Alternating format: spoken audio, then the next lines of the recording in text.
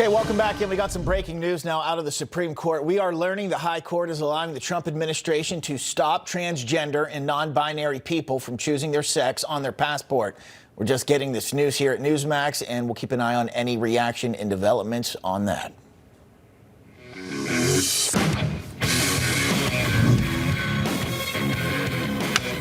All right, time for the breakdown. We're going to do a Who Is segment. Minnesota's capital city, St. Paul, getting a new mayor. You saw a picture of her on Tuesday night. Minnesota State Representative Kawali Vang-Her was elected to City Hall in St. Paul. But I want to point this out. Apparently, she came to this country illegally. Her words, not mine. She's originally from Laos, and this summer spoke about it on the Minnesota State House floor.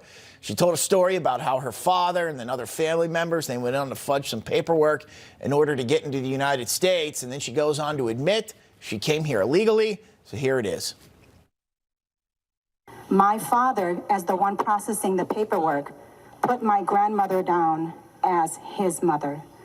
And so I am illegal in this country. My parents are illegal here in this country.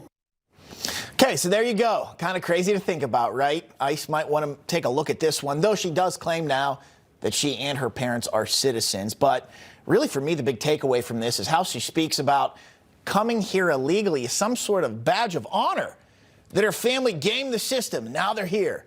Kind of makes you think, as mayor of a major American city, the capital of one of our states, how's she going to govern?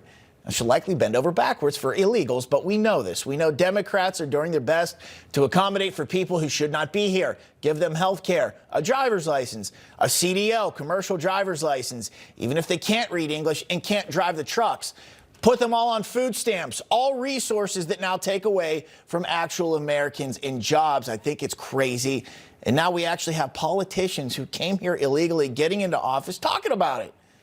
So I got to ask, where does this end? For the Democrat Party, I don't think it does. It's bringing in millions of new people into this country to fight ICE, prevent them from getting these people out because they eventually want their votes. So I'll point this one out. Non-citizens voting. In Kansas, the mayor of the small town of Coldwater, he was just hit with charges. The mayor, all right? His name's Jose Joe Caballos. He was reelected on Tuesday night, and according to the state's AG, he's not even a citizen, but rather a permanent resident here, but a citizen of Mexico. Well, now the mayor, Caballos, he faces 3 counts of voting without being qualified and 3 counts of election perjury. The AG there accuses Caballos of voting in elections in 2022, 2023, 24. Kind of seems like Caballos doesn't respect our laws, but also hungry for power, hence why he ran as mayor. And if he's doing it, who's to say others aren't and are planning to in the future? Kind of seems like they don't respect the laws we have here with voting.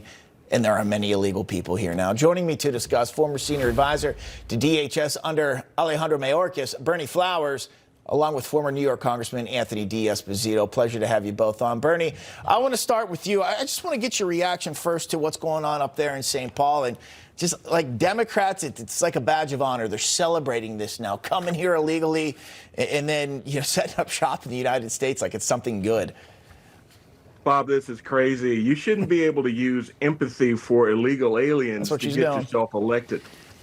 It sounds crazy.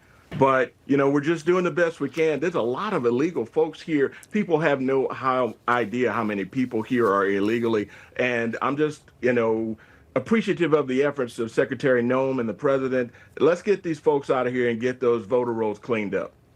It's a good point.